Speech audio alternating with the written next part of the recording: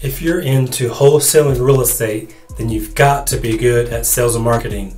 It's not you might want to be good, it's a must. Stay tuned and I'll explain.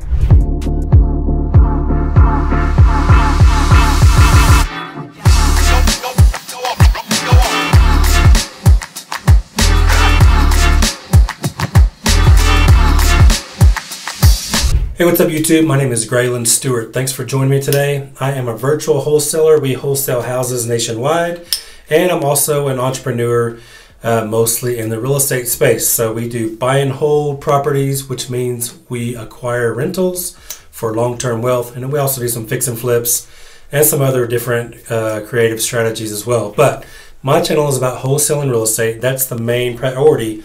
But today's video is about wholesaling real estate and how sales and marketing is key if you want to be successful in this business.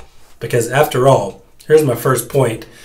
This business could arguably be it's all sales and marketing, okay? That's really what we do. So I've had a marketing company for almost 11 years now, and we've done marketing for small mom and pop businesses, with digital things and print things. And our whole goal was to sign up mom and pop businesses to bring them advertising for them to get a return on their investment. But the point is that business was all sales and marketing, and our goal was to sign up small businesses. Okay, that was our widget, if you will. So the only difference now is I'm doing sales and marketing for my own business mostly now, for my real estate business, and my widget is real estate, okay? So the point is this business is all sales and marketing, and I believe that that's why it was really an easy transition for me, because I had a sales and marketing, business already, and I'd already done that, as a career even before my own business. So I've been doing sales and advertising, marketing stuff for a long time now. So it made sense for me to transition. It made sense for the transition to be easy, rather, once I started wholesaling, because that's what I already did.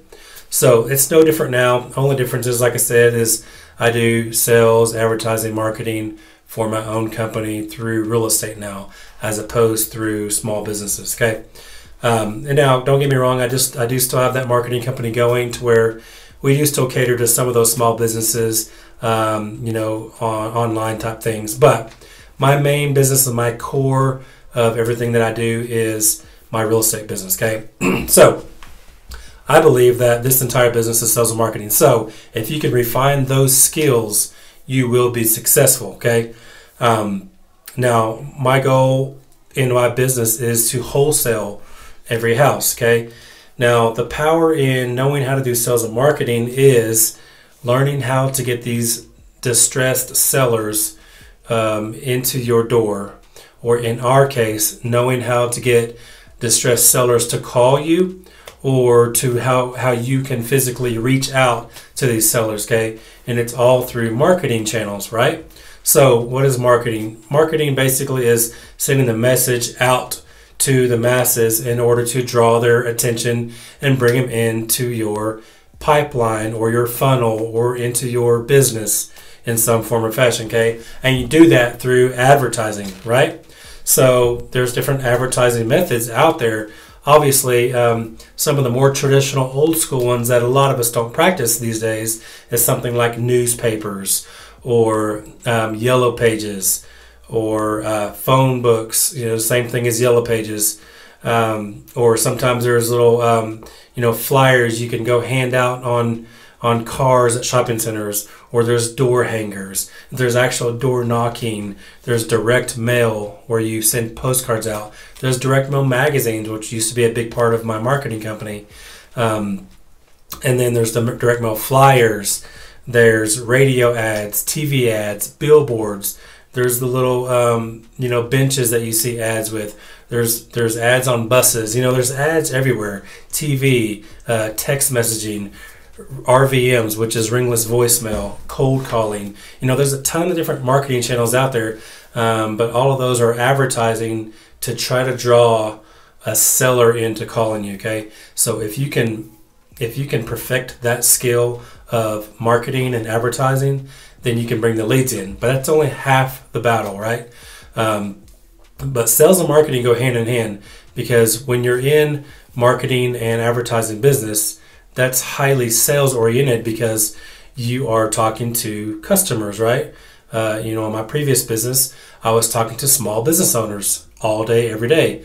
And now in our current business, my acquisition managers talk to distressed sellers or distressed homeowners. And sometimes they're not distressed, but usually they are. And usually those are the ones that have, the greatest pain points to where we can solve a problem, because this entire business is about solving problems. And really, if you think about it, every business is about solving problems. And that's why businesses exist. They have ice cream parlors, because if somebody is craving ice cream, they're going to solve that problem for you because they sell ice cream, right? So that's just a silly example, but you get my drift.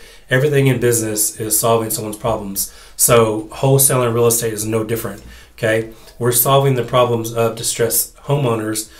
For example, usually if a husband and wife get a divorce, they typically have to sell their house because they need to either split up that asset or they need to get it off their name because one or the other doesn't want to stay on the mortgage when the other one's living there and that kind of thing. So typically, divorced people sell their house. So we can solve that problem because, hey, we buy houses and they have a house to sell, right?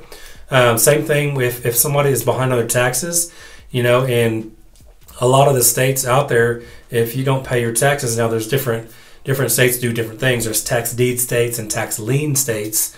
But a tax deed state, a lot of times after 3 to 5 years of not paying taxes, they end up auctioning that house out to the public at a specific date. So if those taxes are still behind when that auction goes on, they can actually lose their house. So we can solve that problem before that happens by reaching out to those sellers that we know of are going through that struggle. We can actually buy that house from them so they can get some money for their house rather than get nothing for it because the county took it away from them for not paying taxes. So those are just a couple of examples of how we solve problems. But the point is, advertising through these different marketing channels is what brings people in the door. So that's why I said you got to be really good at marketing and advertising. And it's not rocket science, just there's a lot of marketing channels out there. Choose one or two. I always suggest, just start with one. Do that one really well until you learn it and know it in and out. Start refining it. A lot of times you can figure out better ways of doing it.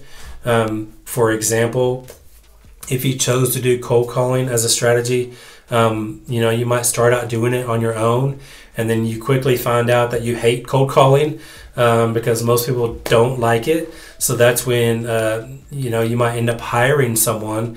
Then you're going to potentially hire a VA from a different country to make those calls for you. And then you find out that that's not going great simply because you never trained them or took the time to actually coach them on how you want things done and to how to best talk to sellers. So then you end up hiring maybe a different cold caller, and you just go through a bunch of them. But the problem wasn't always the cold caller. The problem was really you all along because you didn't know how that really worked. Does that make sense? So, that's why I say you got to perfect each marketing channel that you do so that you can end up teaching that to the people that you hire. So that's really what it's all about. If you can perfect it and do it yourself, that way you can end up coaching someone else to do it for you. So it's all about, the knowledge and then being able to teach that knowledge to someone else so that you can scale that particular marketing channel. So if you get good at cold calling, for example, you finally get that figured out, how to buy the list, how often to buy them, skip tracing them, hiring the right cold callers, coaching them through, and doing all those things, then obviously that brings leads to your business to where you can end up making decent money from those leads potentially. So anyways, hopefully that makes sense. But the point is you have to be good at advertising and marketing.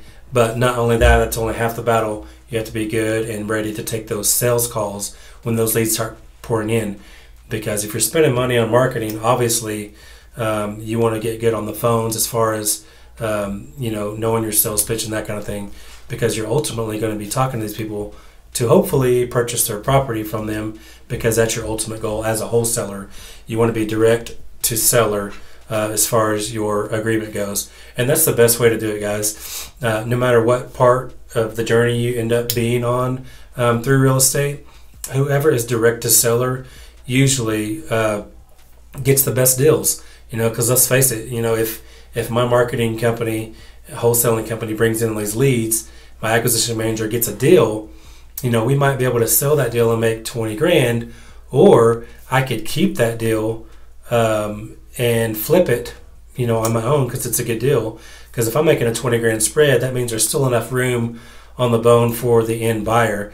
But if I keep that deal myself and make that money, then my whole team makes more out of the deal, if that makes sense. And the same thing if you're buying and holding the property, direct to seller is always key, because that means I don't have to pay a wholesale fee like the other buyers out there do. Because a lot of buyers, a lot of fix and flippers, or just people that buy rentals for buy and holds, they don't go direct to seller because they don't know how to do sales and marketing. So that's the power if you know how to do this business and treat it as a sales and marketing company, and then just use real estate as a byproduct, whether you wholesale those out, fix and flip those, or keep those for rentals. That the choice is yours. You have more options. So just kind of look at wholesaling as more of an exit strategy as opposed to a business. Look at your business as a sales and marketing and advertising business, because that's really what it is, and that's how you will best be suited if you treat it as such. So anyways, hopefully all that made sense. Drop me a comment. Let me know your thoughts about sales and marketing in general, and if you agree with me or if you disagree. Do you think it's a sales and marketing business mostly, or do you just see it as a wholesaling business? So let me know your thoughts on that. Drop me a comment. Give me a like if you've stuck around this long. Please subscribe. Anyways, I'll talk to you guys next time. Thanks for joining me, and I'll see you then.